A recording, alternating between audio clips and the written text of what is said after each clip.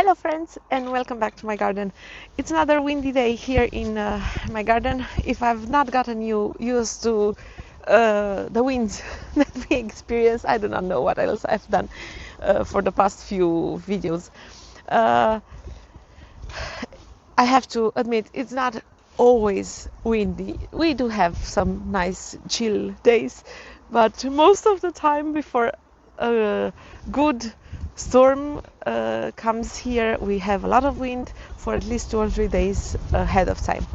And because the forecast is predicting such a nice rain ahead, I decided I really have to pull myself together and make my stash of plants a little bit smaller today. So I've gotten here a bit of work to do because I do have to prepare a little bit of soil, and I'll show you how I do that. I am proud to announce that since our last garden tour, I managed to pull out some weeds. So that's a win for me.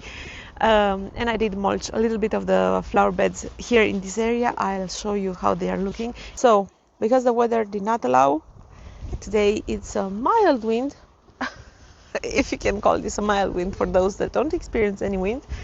I really want to get in the ground some of the plants, but I'll take you around first on a small tour just to see what I prepared and how I intend to amend a little bit the soil here in this corner of my yard. Since our last tour, I actually managed to put some mulch down, and I actually pulled some weeds from the pathway, and here in this other flower bed, somehow each evening when the wind settled a little bit, I managed to do this one night and this section one night, and then a third section the last night.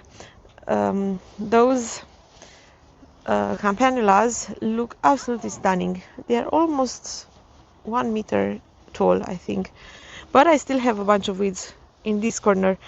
But since we did not have any rain recently, it's kind of hard to pull the weeds. The soil is so dry that's almost impossible to pull all the weeds. So I just settled for now with this area that's already looking so much nicer, and I want to put in the ground here this absolutely stunning, let me show it to you, butterfly Acer palmatum. It's a variegated variety that has red tips. I don't know if you can tell. It has red tips, then it has lighter color in the leaf and then darker toward the vein, and after a while it turns this chartreuse color. Also, what's really stunning about it, these branches are bright red. Even when it doesn't have any foliage on, they are super intense in color and vibrant, and I think they provide a nice winter interest as well. I have pretty small, this branch is broken, it's done, so we'll have to cut that back over here. I think it can provide a very nice winter interest instead of using the red stem dogwood to have like more precious plant. I'm so excited about the Acer because I've moved it quite a lot since I've got it last year, because none of the places I've put it in spoke to me, and I felt like fully sure that I wanted there. The last time I had it was in front of one of my ground level windows, and I really enjoyed how it looked from inside my house. But the problem was, in that particular spot, the colors of the Acer clashed with everything else I have planted there. And if you can see here, we used to have a very nice tall birch tree, and because my neighbors are renovating their yard, they took it out. I almost cried after it, I have to admit to you, because I've gotten used to that borrowed view and I really enjoyed it. We do see most of the city and we have a lovely view even without the birch tree. But the movement of the birch leaves and the color and the birds that were singing in it, it just made me cry. So after that happened, I brought the Acer here, and I think it's going to be the perfect spot for it, especially if we add a little bit of evergreen here to have a fuller flower bed even during the winter here in this corner. I do have the Euonymus that stays evergreen, and if we don't have such a bad winter as we had last winter, the Californian lilac also stays green. But last winter was really rough. And then there's the allium, the veronica that die back, the foxglove and the penstemon, they all die back to the ground. And I think my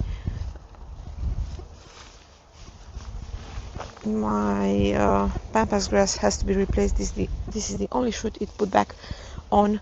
So I'm lacking a little bit of winter interest in this area. This Weigela also loses all its leaves, so it's a deciduous shrub. Now let me tell you why I picked this particular Acer. If you take a step back and view this flower bed from farther away, you can actually see the lighter colors.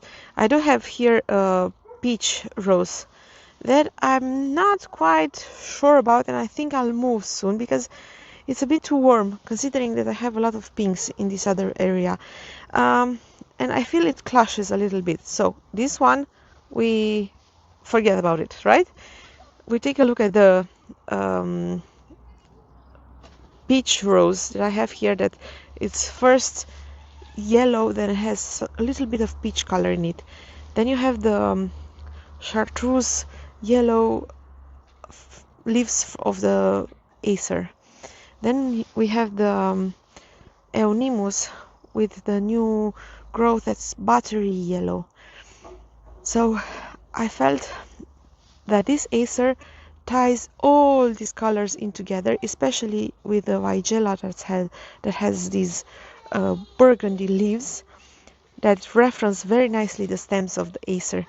So you have the yellow that's repeated in the leaves of the Acer, and you have the burgundy of the Weigela in the stems of the Acer, and the new growth, brand new growth in spring looks a little bit like the Euonymus. So I felt this one would be just the perfect choice for this corner. Then I felt like we do have to bring another evergreen here that doesn't grow too much to take away our view, and I can share it back without it complaining too much. So I chose this Thuja. It's a Thuja orientalis compacta Aurea Nana. Each time when you see Nana or compacta in a evergreen name, it means it's very slow growing, stays compact, and should not bother you too much with clipping it back to keep it contained. What will we do with these irises though? These are very short blooming irises. They grow from bulbs, and I think I'll move these to a different space in the garden. I figured this Thuja with its yellow growth is going to match very nicely with these roses. I have two of them. This is a Hansenstadt Rostock rose. I hope I pronounced it correctly. It starts with these yellow new shoots that turn peach and then almost to a buttery yellow as they age, and they open very nicely. It's a shrub rose that's very floriferous, and it's going to look very nice with this Thuja. So since I'm gonna work in this corner, I figure why don't I bring something from my stash. So let me show you what I brought from my stash of plants that I've hoarded last year. This one I've gotten at the clearance, the red paint is telling you I got it for 80% of the markup price. It's in a steel bee. It's a taller steel bee, Deutschland it's called. It suffered a little bit because of the wind, but it came back very nicely. Then we have a little pulmonaria that I brought in the garden this spring. It has a little bit of powdery mildew, but it does have some good growth on it. It's called Silver Bouquet, and starts with this fuchsia pink that goes to purple. It's very, very lovely, and I think this one is going to match very nicely with creeping phlox that I have here, because it blooms pretty much at the same time with the creeping phlox and with Weigela.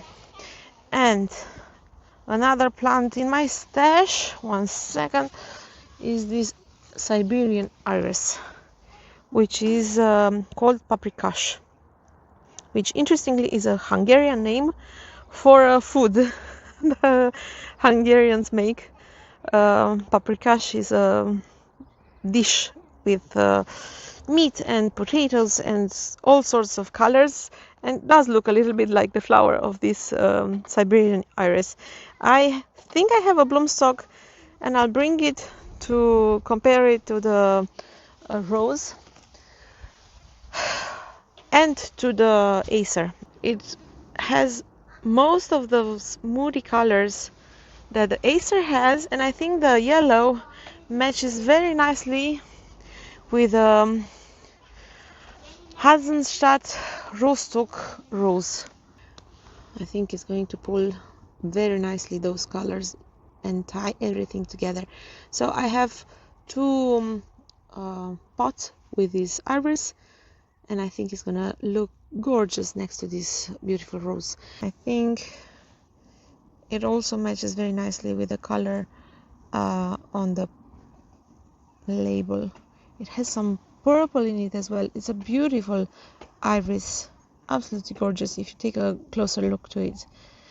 So let me show you the soil I'm dealing with. So here I have this type of soil, which is sometimes clay, sometimes very sandy. As you can see, this is definitely clay, and this is definitely sand, almost sand. Now, probably you saw that I brought a wheelbarrow full of soil. That is because this corner of my yard is a little bit lower than the rest of my yard, and I can still backfill it a little bit with soil.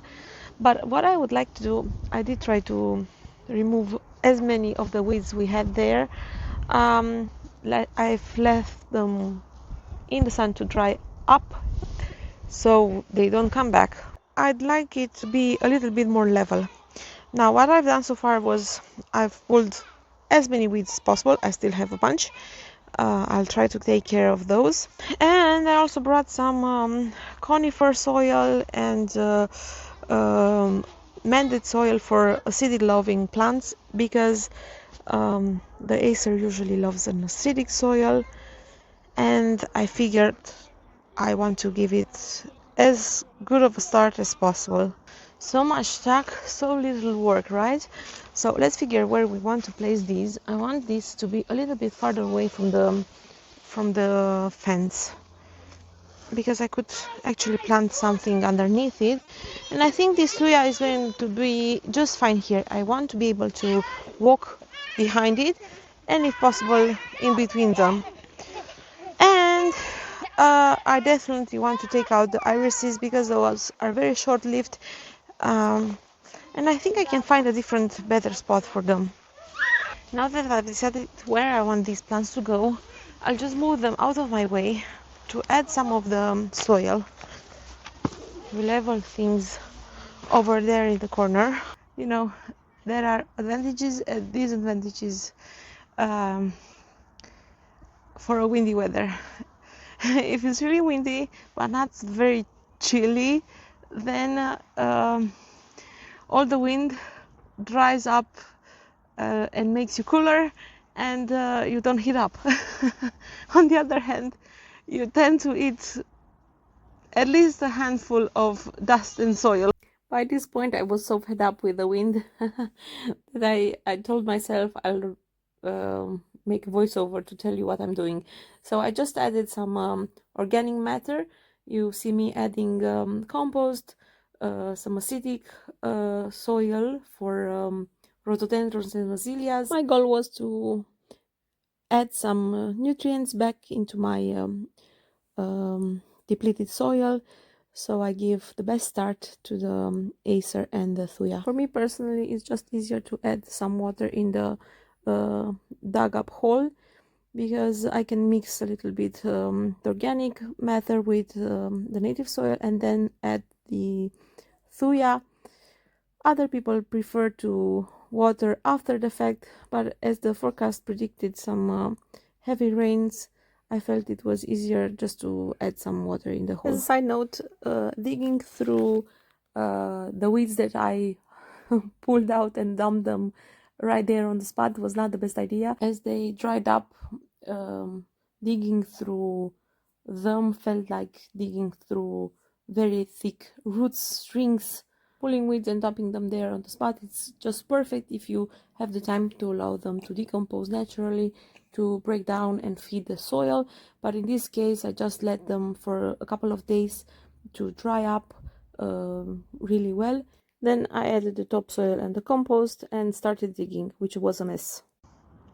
Oh my goodness, that was a good workout. I managed to get the Acer and the Thuja in over here. And we still have to put in the pulmonaria, astilbe, and the irises. I'm going to take a look from farther away to figure out the spot for these 3 plants, because I think we only have like 10 minutes left to finish this project.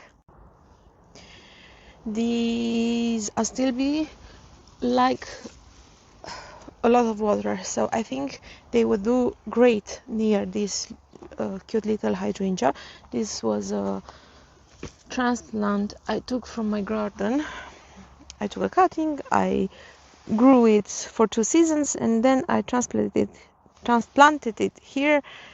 And I think the astilbe, because it's quite tall, like similar conditions, would go perfectly there. What about the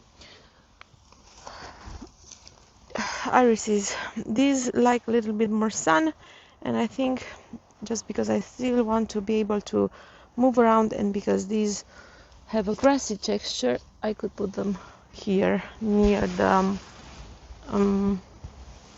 Thuja, because I still want to be able to move around, and behind the Thuja.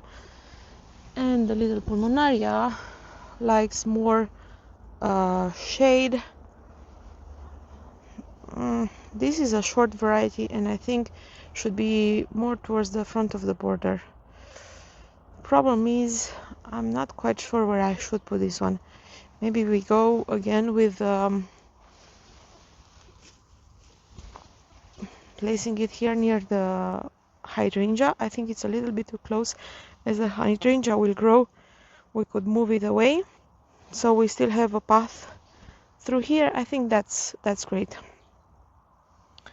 I'm happy with the placement of these two. I think I should bring some more water. They could have used a very good soaking, but as we have rain in our forecast, I'm not stressing out much. Here I wanted to plant. I cannot dig with a little spade.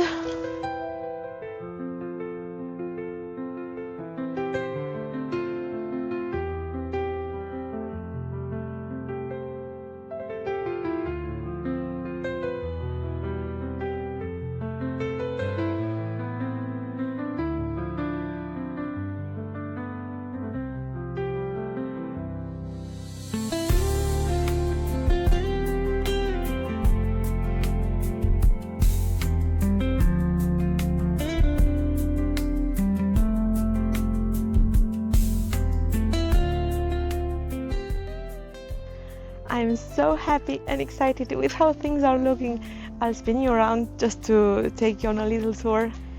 So I already had a little inspector here uh, doing a little bit of quality control on my work. So here is the stilby. I decided on not splitting it. The pulmonaria. This Acer is going to be absolutely stunning.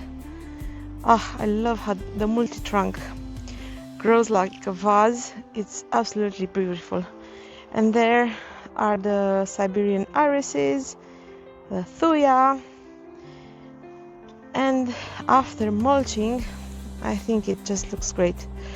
I am thinking I'll bring some stepping stones here from space to space just to have a better path, more defined and looking a little bit better.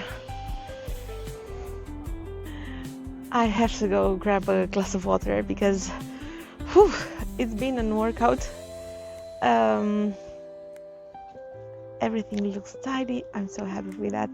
Japanese maple, I think, is going to be absolutely a stunner in this corner. I want to thank you all for watching. I really hope you had a great time.